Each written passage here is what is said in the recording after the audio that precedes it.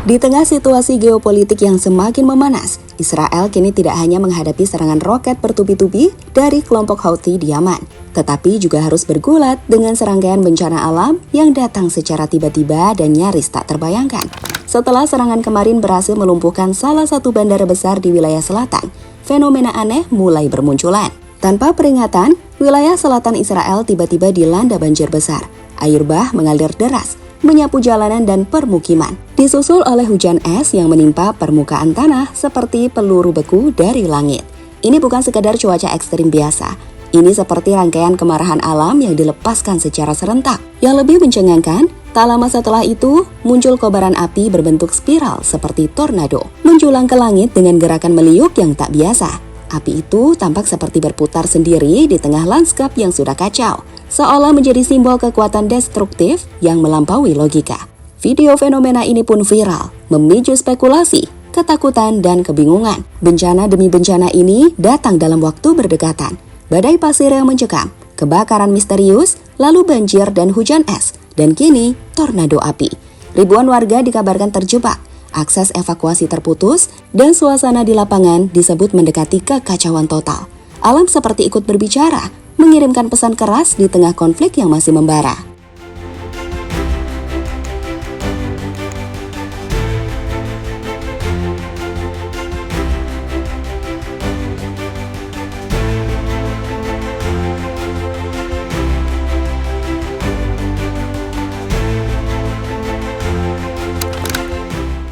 Bagi sebagian orang, apa yang terjadi di Israel dalam beberapa hari terakhir bukan sekedar rangkaian bencana biasa. Banyak yang mulai mengaitkannya dengan tanda-tanda alam, seakan bumi sendiri sedang berontak terhadap kekacauan yang dibuat oleh manusia. Di tengah ofensif militer ke Yaman dan meningkatnya agresi regional, Israel justru harus menghadapi ujian dari langit dan bumi secara bersamaan. Serangan dari Houthi Yaman bukanlah hal kecil. Kelompok ini yang dikenal sebagai faksi bersenjata yang tangguh dan didukung oleh kekuatan regional seperti Iran, telah meluncurkan rentetan roket ke arah wilayah strategis Israel. Salah satu bandara utama dilaporkan lumpuh akibat serangan tersebut, menandai pukulan serius terhadap infrastruktur sipil sekaligus simbol kerentanan sistem pertahanan negara yang selama ini digadang kuat.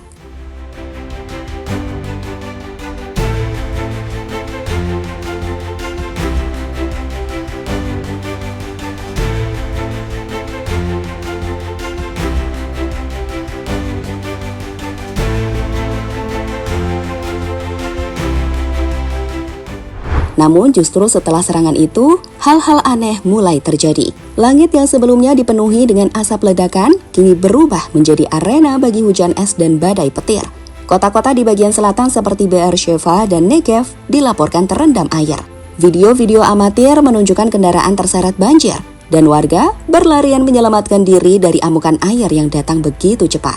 Seolah tak cukup, langit memuntahkan es sebesar kelereng, menghantam rumah dan kendaraan, memecahkan kaca, dan menyebabkan kepanikan massal.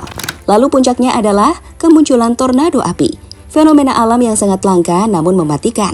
Kobaran api ini muncul dengan bentuk spiral di tengah kawasan terbuka, yang sebelumnya dilanda kekeringan dan panas ekstrim akibat badai pasir. Api berputar seperti ditiup oleh kekuatan gaib, bergerak lambat namun pasti, seolah menyapu sisa-sisa harapan dan kestabilan.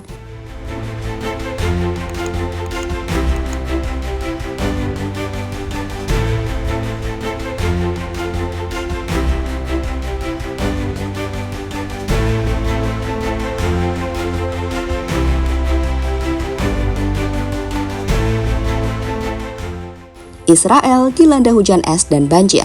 Di sebuah wilayah yang selama ini dikenal panas dan kering, datangnya hujan es dan salju tentu bukan hal yang biasa. Namun itulah yang kini dialami Israel.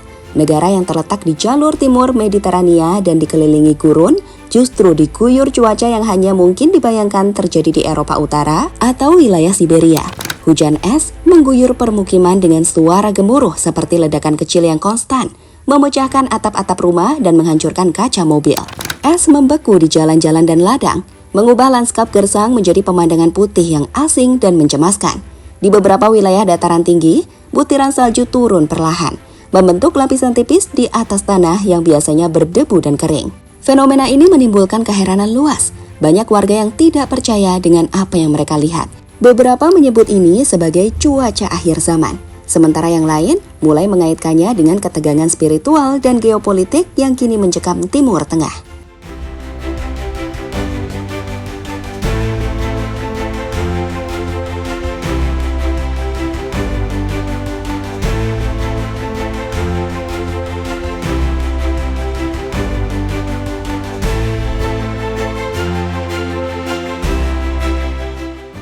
Krisis kemanusiaan dan evakuasi gagal. Dengan ribuan warga yang terjebak di tengah kekacauan, proses evakuasi berubah menjadi mimpi buruk paling kelam yang dialami Israel dalam beberapa dekade terakhir.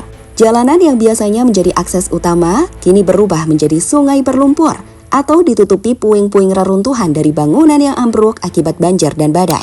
Kendaraan penyelamat tak mampu melaju, tersendat, tenggelam, bahkan terbalik di tengah derasnya arus air yang tak mengenal arah.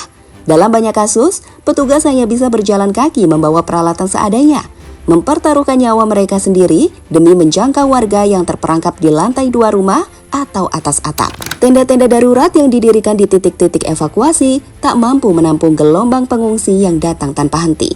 Kondisi di dalamnya sudah sangat jauh dari kata layak, pengap, padat, dan minim pasokan. Banyak anak-anak yang menangis kelaparan, orang tua yang terbaring lemah tanpa akses medis, dan para ibu yang menggendong balita dalam kondisi menggigil. Mereka tidur beralaskan tikar basah, atau bahkan terpaksa bermalam di dalam kendaraan yang terjebak, tanpa mesin menyala, di suhu dingin ekstrim akibat hujan es dan turunnya salju yang langka.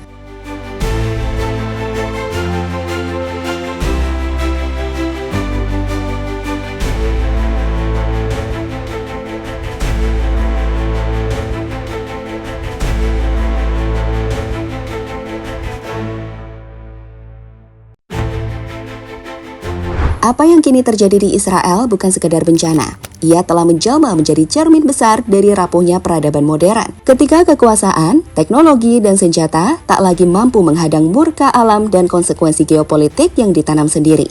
Serangan rudal dari Yaman, banjir bandang, hujan es yang menghantam padang gurun, turunnya salju di tanah panas, hingga munculnya tornado api yang membakar langit. Semua hadir seperti isyarat bahwa sesuatu telah menyimpang terlalu jauh dari keseimbangan. Seolah-olah bumi sendiri mengeluarkan peringatan bahwa kekerasan yang ditebar keluar lambat laun akan kembali menghantam ke dalam. Israel yang selama ini dikenal dengan dominasi militernya kini terlihat rentan, porak-poranda, dan dipaksa untuk berlutut. Bukan oleh musuh asing semata, tetapi oleh kekuatan yang tak bisa dikontrol, alam semesta. Dan yang paling menyakitkan, di tengah kehancuran ini, rakyat biasa yang tak memegang kekuasaan dan tak terlibat dalam keputusan perang yang justru menjadi korban paling menderita.